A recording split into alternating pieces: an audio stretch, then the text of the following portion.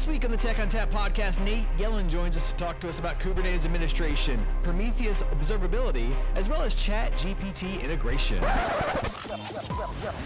Welcome to the Tech on Tap podcast with Justin Parisi. I love NetApp. Oh, yeah. NetApp. I love this company. Support. I love NetApp because it's so funny.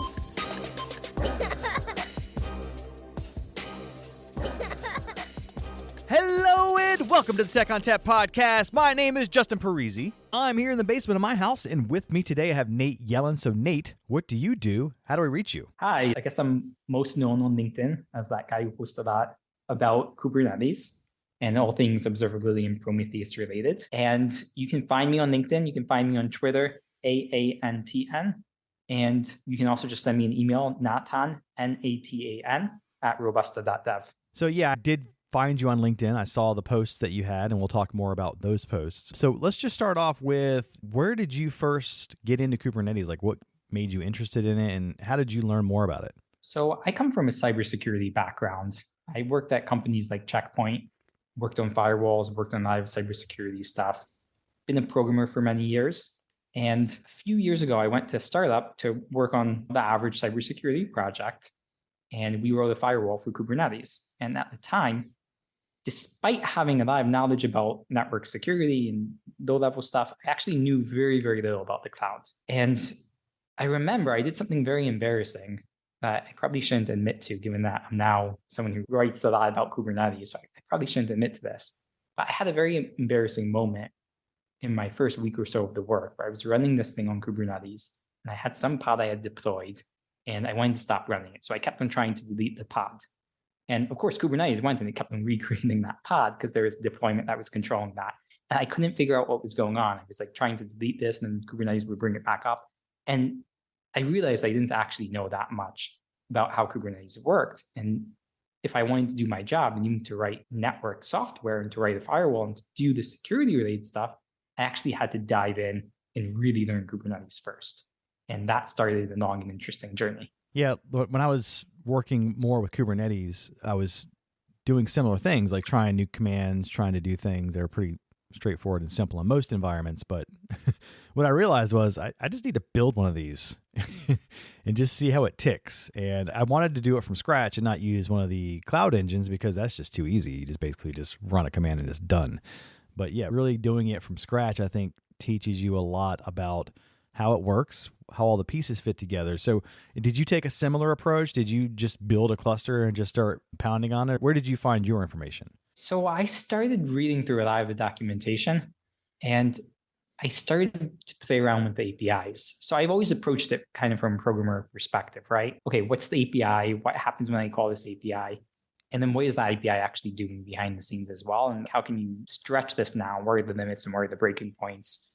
And then when you're writing software also that uses the Kubernetes API and you're interacting with the API server, then you also start to hit various boundaries performance-wise, and then you have to really start learning the internals. So I guess I approached it not from the principled bottom-up approach that you described, but more from the approach of someone who's writing software for this and then kept reaching different places where that software was breaking, not due to my own software, but due to the pieces I was interacting with. Okay. So there's a lot of different ways to kind of skin that cat, right? Kubernetes itself, learning it can be as complex as the infrastructure piece. So with that said, it sounds like it's something that's kind of hard for admins that are running this to get their heads around. So what would you say are some of the biggest challenges for Kubernetes admins? So the first thing is that it's fundamentally different than things that you're used to using before. I think Kubernetes is worth learning for everyone. And I argue about this sometimes with people, whether Kubernetes is a good choice for small startups or not. And I think by learning Kubernetes, then you do have to learn a lot of new stuff, but it really simplifies all these common patterns about how you deploy your software, how you do now like green blue deployments, and how you do canaries and how you do all these sorts of things. You suddenly gain this power to do all these sorts of things that previously were very hard to do. You had to set up that custom tooling for. But the challenge with all that is there's so much to learn at the beginning. And I think the two major challenges for people who are getting started with Kubernetes is one, to figure out the right path to learn that incrementally. So to not drown in too much information, too much new stuff to learn at once, to be able to get up and start with like good, simple, basic thing that's working and that satisfies your company's business needs, and then to learn more as you go on as it's appropriate. And then the second challenge is also around the observability and the monitoring of all of that. And then, of course, the third challenge in the world that I came from is Kubernetes security. The monitoring piece is interesting because if you think about Kubernetes, it's built for scale, being able to deploy very large applications. And not only that, they can auto scale. So now as an admin, you're kind of chasing the rabbit down the hole. You're having a hard time finding where problems might exist because there's just so much out there. There's so many pods, there's so many nodes, there's so many logs. So tell me a little bit about how that challenge is solved by using something like Prometheus. Before I address the solution, the challenge here is really, it's twofold. One, the only thing that's worse than a little bit of data, a little bit of observability data, is a lot of observability data. And then finding the right data within that and understanding the big picture and understanding what you should be looking at. And two, Kubernetes took away this linear cause and effect that we used to have. So it used to be you looked at a server and it had like a high CPU, right? So back in the day, the solution was simple. You got a bigger server with a bigger CPU, or you optimize your application, use less CPU. But now when you have high CPU, it doesn't just have to do with the size of the node. It has to do with what other stuff is running on that. It has to do with how you set your request and limits. So studying there's this non-linear cause and effect. You have a problem, but finding what actually caused that problem is no longer, oh, I just need a bigger server. And then the way that Prometheus fits into all that is when you have something that happens, and one, you need to be able to identify the problem. And Prometheus is really the go-to standard for defining alerts and sending those alerts out and firing them. And then two, once an alert fires, then you need to pull in the relevant data to understand why that alert fired, and you're pivoting there. So maybe an alert fired on one metric, but then when you go and you investigate, you're actually pulling in other data and looking at other data. And Prometheus is also used there as the storage for all this different observability data. You said it acts as the storage for those observability pieces? Yeah, so Prometheus at its heart is a time series database. Okay. And what I mean by that is if you think of a traditional database, then you have a bunch of columns and you're querying like select star from wherever and you're filtering and so on and doing all that. And Prometheus is kind of like that, but not quite. It's built for a specific use case that it does really well, which is when you have a set of numbers that changes over time. And there are different types of series like that, like some only go up all the time, right? If you think about the number of packets that has reached a machine, that's a number that is constantly going up, it can never go down. So Prometheus has stuff that's optimized around that specific type of time series. Or if you think of tracking the latency in an application, then you're taking latency and you're saying, okay, what's the P99, the 99th percentile, and like how much latency is between 0 milliseconds and 10 milliseconds. Prometheus is really optimized to store data that answers that type of question. So does Prometheus also keep track of deltas and trends? Can you go to a wider view where you can see how things have happened over the course of time, or is it very limited to a certain subset of events in a certain time period? If we're looking at the trends over time, Prometheus doesn't store events. It stores essentially graphs, right? Like you think of a graph back from mathematics class in high school or in university, right? You've got a graph that's moving over time. You have an x-axis and you have a y-axis. That is Prometheus. Just the x-axis is always time, and the y-axis is some arbitrary number. And then you can have multiple lines on that graph, and Prometheus knows how to track all of those. But Prometheus is not for tracking discrete events. Like at this point in time, this occurred, and then this occurred, and then this occurred. That's not Prometheus. Prometheus is for saying, here's a number, like the number of pods running my environment, like the number of customers connecting right now, like the number of applications that have crashed in the past second. And for tracking that numerical value over time. That's what Prometheus is really excellent at. Okay.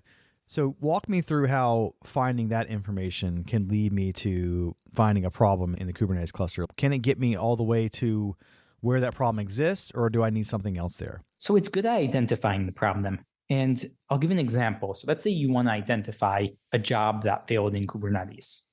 There are two ways that you can do that. The first way is you do it by looking at a Prometheus time series, and that time series would be like number of failed jobs. And then you write a Prometheus alert that says when number of failed Kubernetes jobs goes up by 1, then issue an alert. And that's the identification. So that's the identification that you had a job that you ran on Kubernetes. And by job, I mean the Kubernetes object that's literally called job, which is kind of like, you could think of it as a traditional cron job, although it could be a one-off job as well. And you can now identify someone ran this job on Kubernetes and this failed. And then the other way that you can identify that is you can also identify that not with Prometheus, but with a project like KubeWatch, just by listening to the API server directly. So you have some triggering condition, right? Like a job on Kubernetes failed. And for that sort of stuff, Prometheus is really good. And then comes the investigation part. You want to say, okay, well, why did this alert fail? And now you want to pull in all this other data. So there too, Prometheus is very useful if you know where to look. So you're going to want to pull in a time series of what was the CPU usage, what was the memory usage of that job that ran. And then if it got killed because it ran out of memory, you would see that. So Prometheus is useful for pulling in all the different graphs that then show you why that might have failed. And then you often want to correlate it with other data as well to pull in the logs from that job, or to pull in other data that's structured, that's not just time series data. You mentioned that Prometheus doesn't really do event tracking. Can it interact with the Kubernetes logs from Prometheus, or do you have to go into the nodes themselves or some other monitoring tool to do that? So we have an open source project called Robusta that does that. And what we do is we take Prometheus as the trigger. So Prometheus is the trigger, it fires an alert. And then using the metadata, oh, this alert occurred on this node, on this pod. And then we have an observability engine where there are rules defined that say, okay, well, when this happens, go correlate it with the logs. Then we pull in the logs and we pull in other stuff. So we do that. And then there are other open source tools that you could use to do that as well. You could also do it manually. For example, you could set up Loki, or you could set up Elasticsearch. And then when the Prometheus alert fires, and you could do that whole process yourself and go and look at the logs yourself and pull those in. So there are different approaches that you can take. But Prometheus itself does not store logs. And Prometheus itself does not store discrete events. It only stores that time series. So it only stores what you would essentially view as a graph over time. It doesn't store a set of events, and it doesn't store logs, and it doesn't store that type of structured data. So this open source Robusta thing, does it have pre-canned scripts or pre-canned API module interactions that people can use without having to create their own? I know some people want to do their own, but it's nice to have examples. That kind of thing is what people really use when they're trying to discover how to do their management of their environment. So does that exist out there? Yeah, so you can install Robusta in two ways. The first way is you install as an all-in-one solution. So we install then Prometheus alongside Robusta using a Helm chart called Kubernetes stack, which is the most popular way to install that. So we give that as an all-in-one package, and then it's all pre-configured. And then the other way is you could take your existing alerts and you could just send that to Robusta in your cluster by webhook. And then we have predefined rules for all of the default Prometheus alerts that you would use on Kubernetes. So for example, let's say a pod crashes, then we would automatically pull in the logs from that crashing pod. And then we would forward that to Stack or to PagerDuty or OpsGenie or wherever you're consuming alerts today. Or if you had a Prometheus alert that fired because a node ran out of disk space, let's say, then we would pull in data with a graph about why that node ran out of disk space and attach an analysis to that using the pre-built rules. Yeah, that's one of those scenarios where you spend a lot of time trying to find out what's wrong, and then you discover it's something like disk failed or out of space, and then you kick yourself because you spent so much time doing that. And it sounds like Prometheus can really eliminate that kicking yourself phase because it can find those types of really low-hanging fruit pretty easily. Yeah, the data is all there. I mean, very likely if you're running Prometheus today on Kubernetes, then you're probably already running what's called the node exporter. And probably whenever you have an error like that occurs, all the data is actually right there. So you just have to know where to go and look. But if you know where to go and look, then really solving a common error like this, like pod has some issue or there's an issue on the node, yeah, really it's not so hard. You have all the data you need to do so.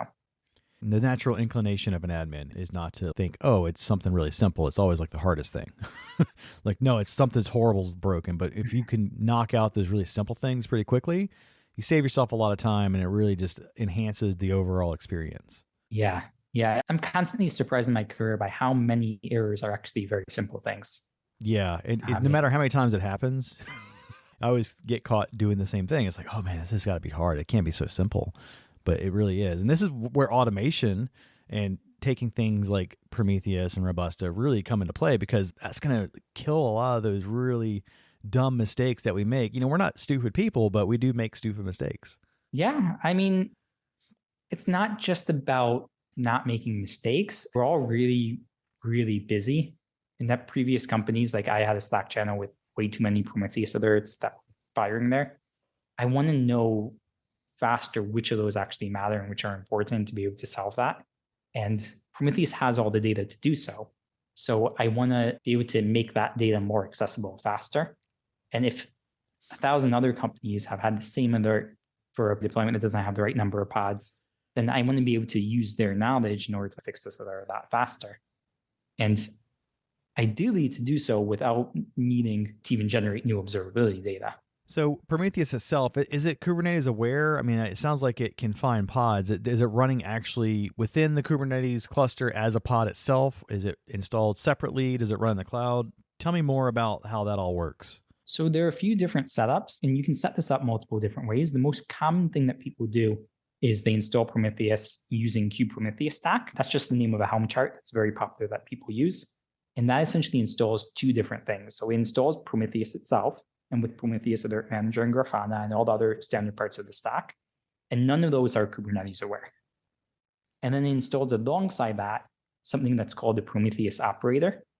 And what that does is it adds on custom resource definitions or CRDs for Kubernetes, which is a fancy way of saying it essentially installs a Kubernetes extension that makes Prometheus native in Kubernetes. So instead of adding some config map somewhere and defining my rules in there, I could run kubectl edit Prometheus rule, and I can define my Prometheus rules and my alerts and all of that as if it was a native Kubernetes object, just the way I would define a deployment or I would define a service or some other Kubernetes object. And that makes it a little more native when you set it up and when you define it. And then the one challenge though is when alerts fire, then sometimes like the alerts aren't really Kubernetes aware. From Prometheus's perspective, let's say you have an alert that's firing on a pod that's running on a certain node. It isn't aware of the topology. Prometheus is aware that you have a time series, like the number of pods that crashed in the last 10 minutes, right? And it's looking at that time series. And now it notes that that went up by 1. And then on that, there are labels, there are key values, like node equals and the name of the node, or pod equals and the name of the pod. But Prometheus itself doesn't have that contextual awareness to understand, okay, this is a pod, which is part of this deployment, which is running on that node. From its perspective, it's all just metadata. Okay. And does this mean that you can run Prometheus in the cloud or on-prem? Can you run it against a GKE or an AKS? Yeah, you can run it against anything. GKE now has a managed Prometheus as well. So you can use the managed Prometheus that you can add on to GKE. You can just take a regular GKE cluster and install Prometheus yourself there. There are options for running Prometheus outside of the cluster. You can use different cloud solutions that will run Prometheus for you. So there are a lot of different options available. Okay. So it sounds like Prometheus can do certain things and it can't do certain things. So it's not actually like a sentient AI. Like it can't solve problems for you. Is there anything out there that Prometheus can use that does that? You mentioned Robusta. Does that tie in here at all? So about the sentient AI. So Prometheus is definitely not a sentient AI. What Prometheus is, like I said earlier, is just a time series database. And when an alert fires from that time series database, though, then you can forward that to sentient AI, like ChatGPT, or perhaps not sentient, but you can forward that to different destinations. And where Robusta comes into this picture is we essentially have a webhook receiver, so an alert fired in Prometheus, and Prometheus now can send that alert to different destinations. So imagine that you have a Prometheus set up and you're monitoring your cluster, and now you get a message in Slack. So an alert fired, and then Prometheus just sent that message to Slack by webhook, and then it arrived in your Slack application. And what we do with Robusta is it's an open source project that runs inside your cluster. And when that Prometheus alert fires, then instead of sending that message directly to Slack, Prometheus sends that message to Robusta running inside your cluster. And then the Robusta open source takes those Prometheus alerts, it maps them onto the relevant Kubernetes object using the metadata, and then it pulls in extra data. So imagine an alert fired on a pod, then it can pull in the pod logs. Imagine that an alert fired on a Kubernetes node, it can pull in a graph of the memory usage of that node over the last half hour if it's relevant to that alert. And we have a ChatGPT integration now that's a separate open source project. And it can actually go and it can ask ChatGPT, how does ChatGPT think you should solve this alert? And then it can send to Slack that alert along with the advice of ChatGPT on how to fix that. Yeah, and that's really where I found you was the discussion about ChatGPT because it's the hot buzz thing now. Everybody's playing with it and everybody's creating different use cases for it. It's kind of like they're presenting it as a panacea of things to reduce the amount of work you have to do or to create code for you. Like all things, it doesn't seem like that's going to be the reality. So where do you see ChatGPT going? Do you see it as something that's going to eventually replace the need to do your own Kubernetes administration? Or is it something that's just going to kind of act as a tool to enhance the experience? So it's just a tool.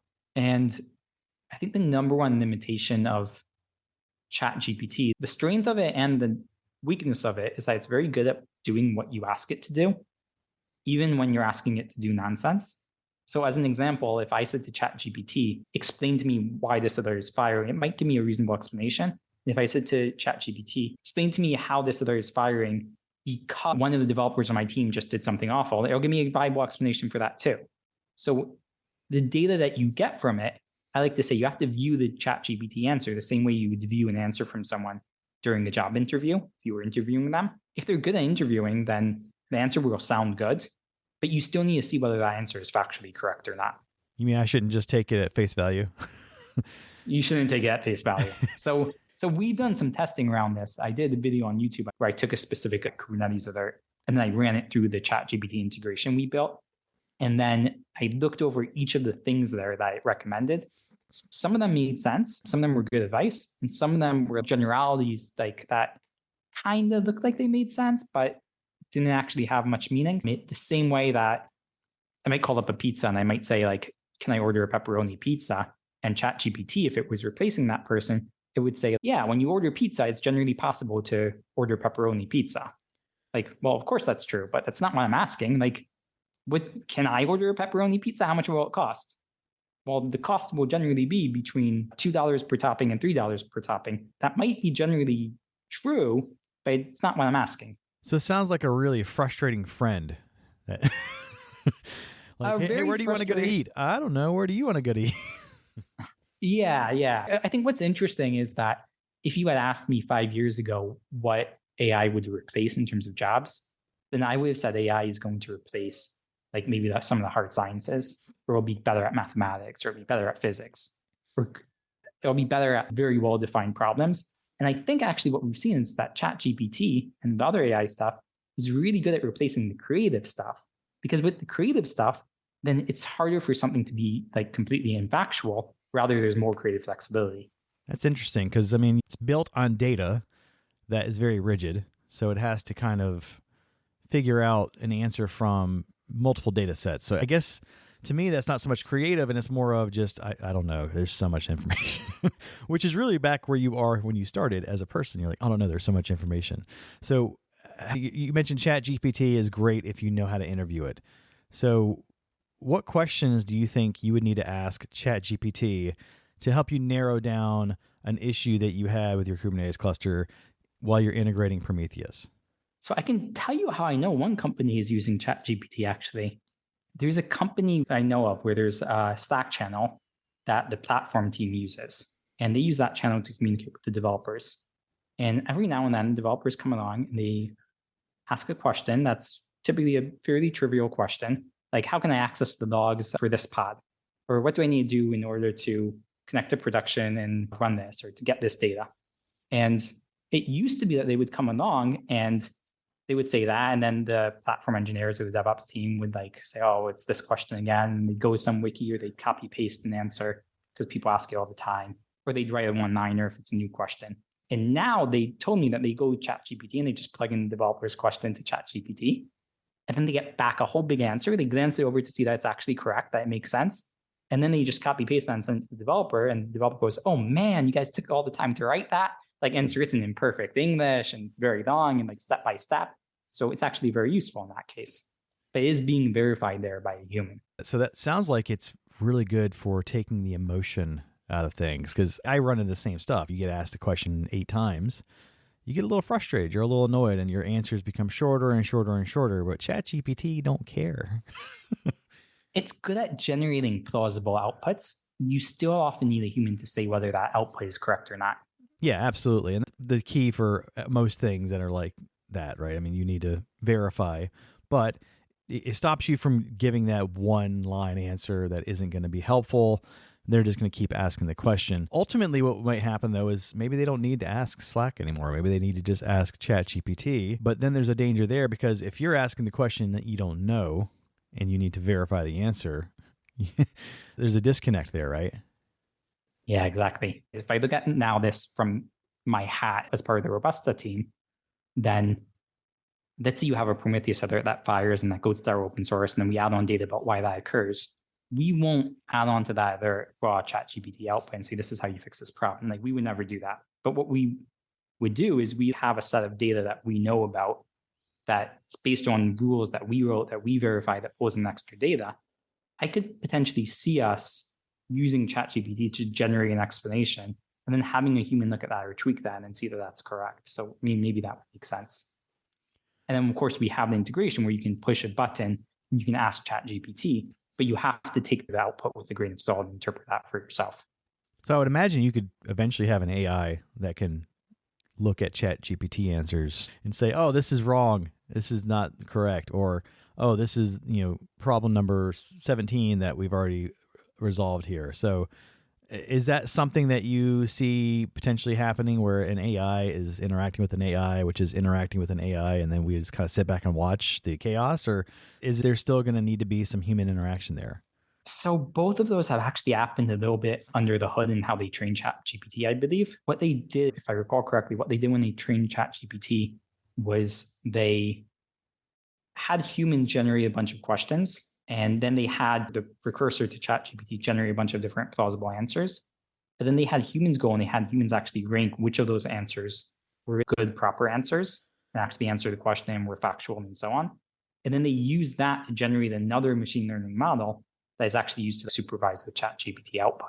It's interesting where this AI machine learning stuff is taking us. There's some really interesting use cases.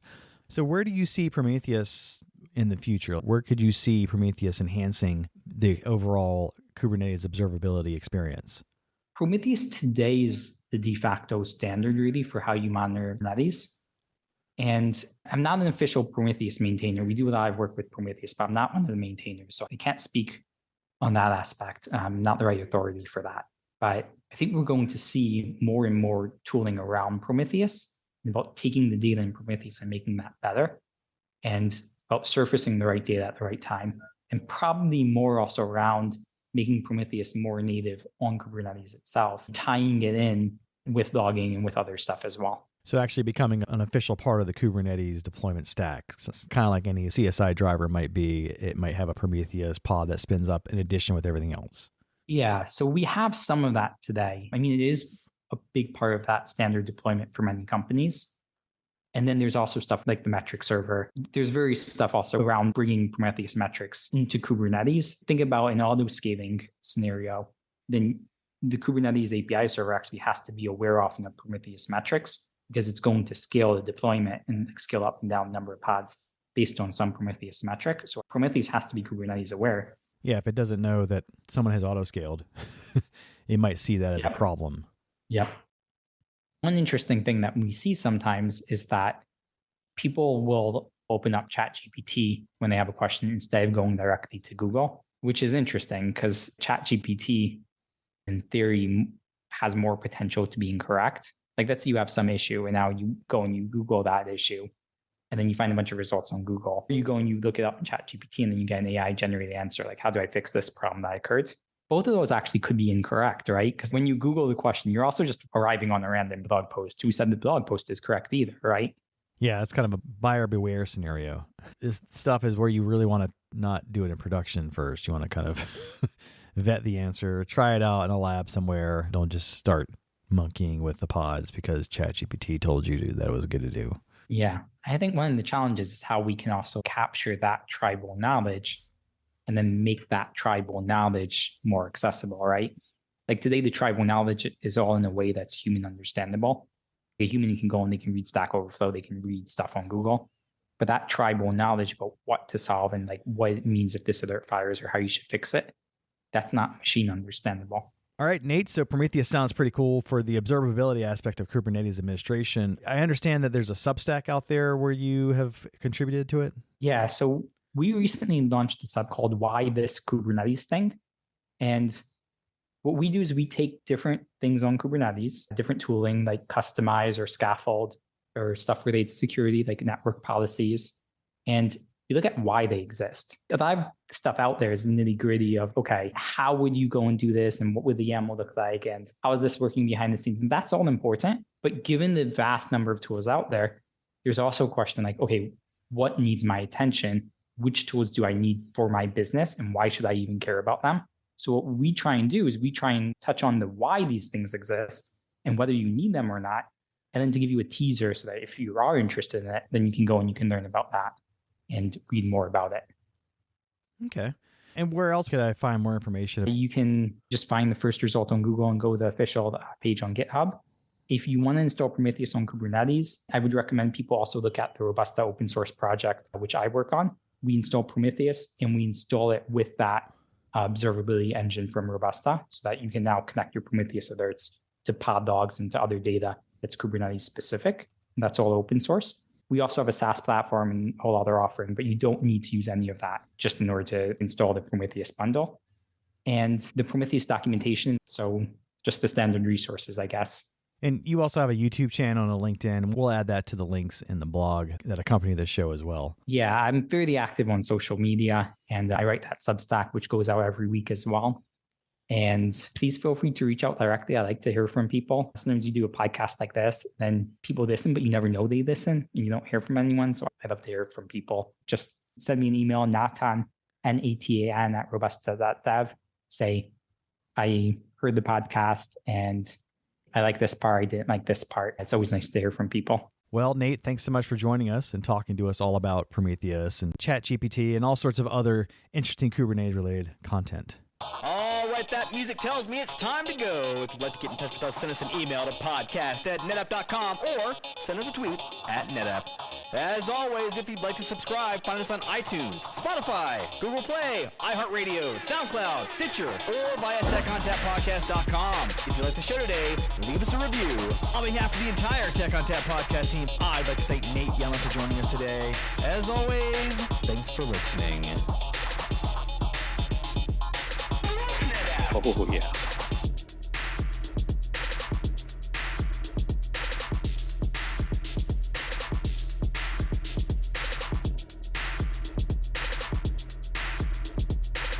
Is it just me that's getting off on this? Oh, yeah.